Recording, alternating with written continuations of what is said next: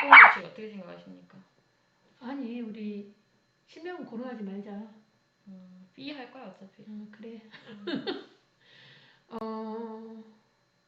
모르겠어요. 한번 직접 대면하고 싶습니다. 나는 똥이라고 부를 거야. 똥구야? 똥이 얼마 먹었니?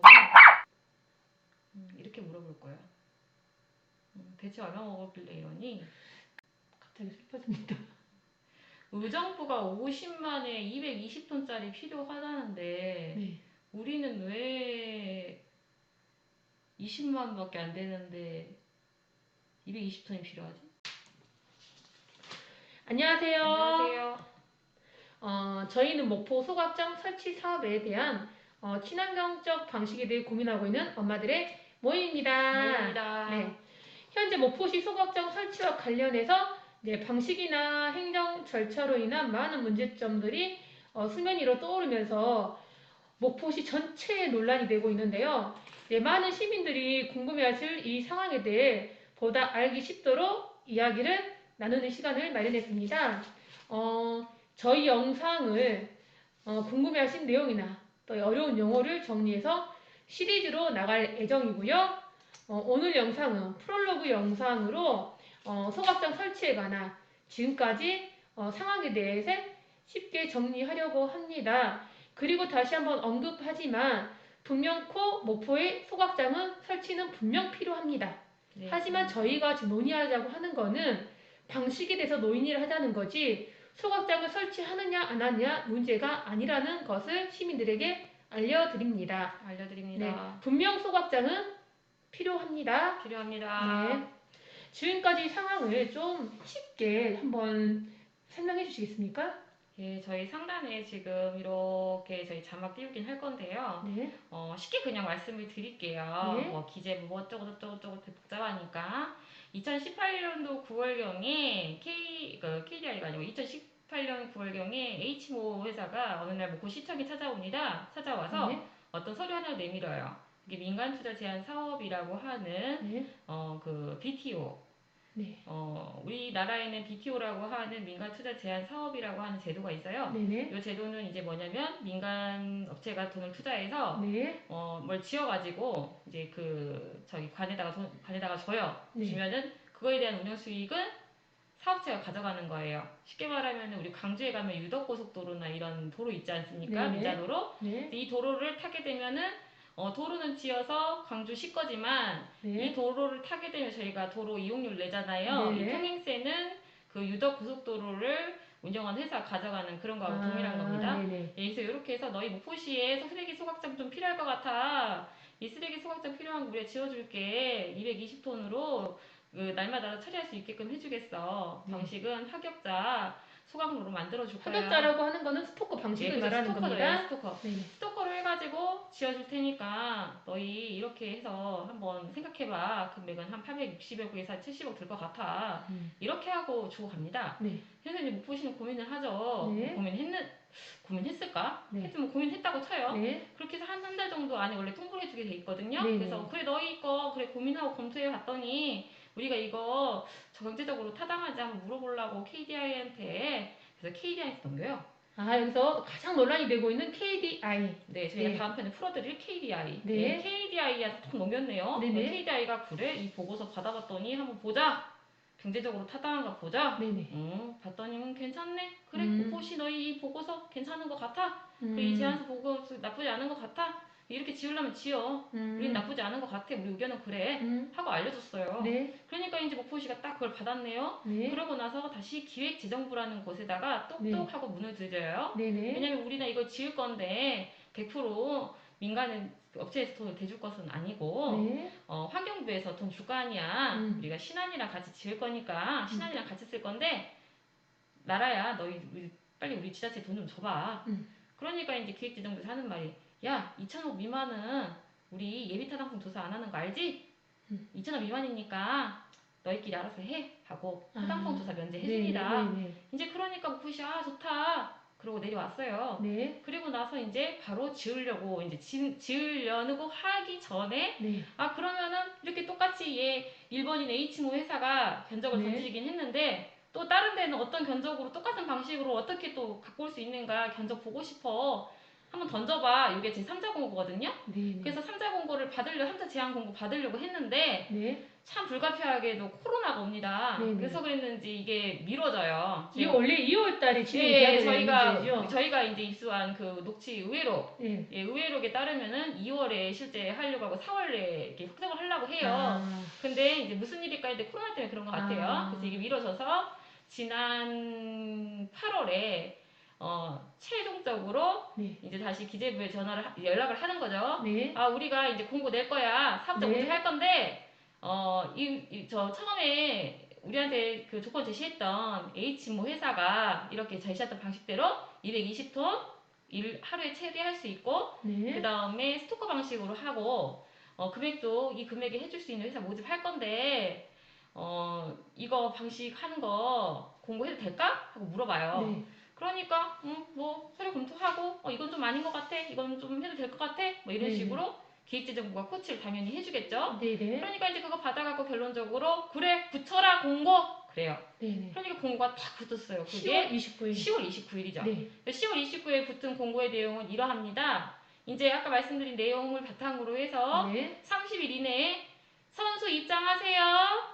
견적 던질 선수 입장하시고 선수가 프로필 내시고 경기는 30일 안에 이제 입장한 선수들만 60일 동안 뜁니다. 제한서 60일 동안 다시 제출하세요. 이렇게 해야 돼요. 근데 만약에 선수가 입장 안 하면 다른 지자체들은 어떻게 하냐면 선수 입장 안 했어? 그럼 경기 취소. 네. 다시 경기 날짜 잡습니다. 네. 그런데 우리 우포시는 경기 날짜 안 잡기로 했어요.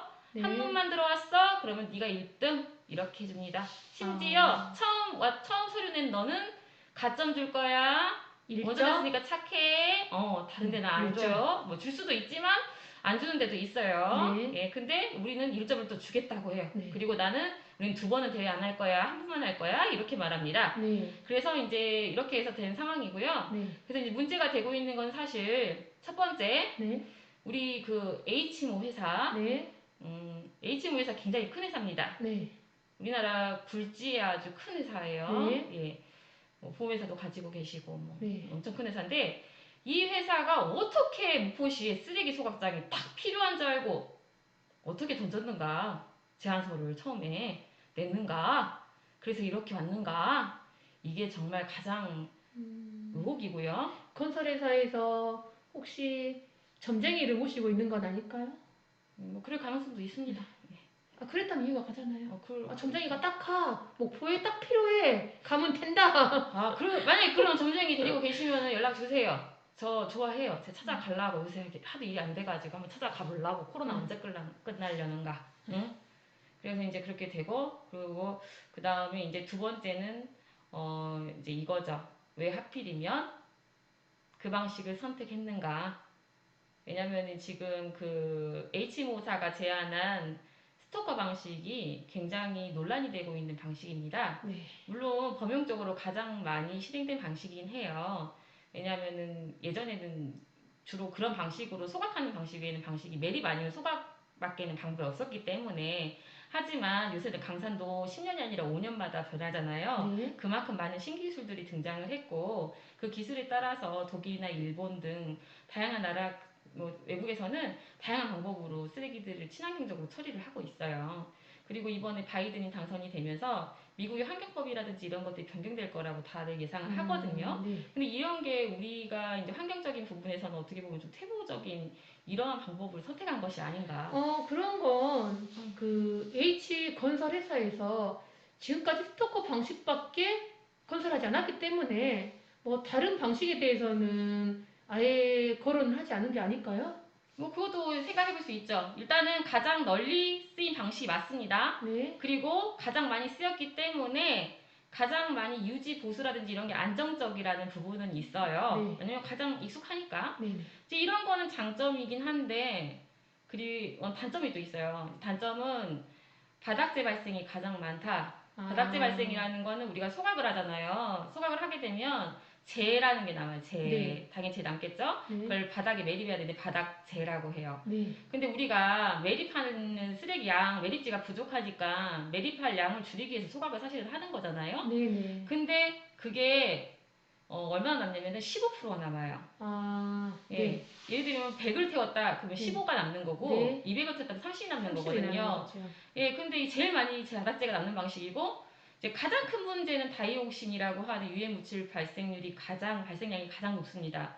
근데 이제 이 부분 때문에 논란이 되고 있고 또 이 사업의 취지, 민간 투자 사업의 취지가 신기술이라든지 혁신기술에 대한 보급을 장려하고 중소기업의 그런 발전이라든지 그 다음에 재정적으로 열악한 이런 지방 자치단체를 돕기 위한 그런 제도라고 하는데 이런 조건과 취지에 부합한 사업 내용이 맞는가 이런 거에도 문제가 되고 있고 여기서 말씀드리고 싶은 거는 첫째 절차에 대한 문제.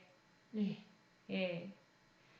절차에 대한 문제는 일단 처음 H모사가 어떻게 알고 목포에 그것을 제안했는가. 그러지요. 예, 여기에 딸린 문제들이 많이 있습니다. 타당성 보고서 관련해서 제작 기일이라든지 이런 것들 이제 나중에 나올 텐데요. 이런 거에 대한 의혹이 또 있고요.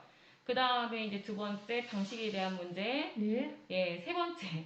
너무 황당한 건데 이제까지 우리 시의원님들께서 늘 민자냐 직영이냐 가지고 싸우셨어요. 네네. 근데 애초 이 사업은 민간 투자 제한 사업이었습니다. 네. 2018년도 9월부터 그렇게 돼서 시작이 된 거예요. 왜 그 하나만한 싸움을 이미 결정은 지어져 있는 건데 왜 그러고 할 일 없이 시의원들은 싸우고 있었을까? 이 싸움을 누가 붙였을까?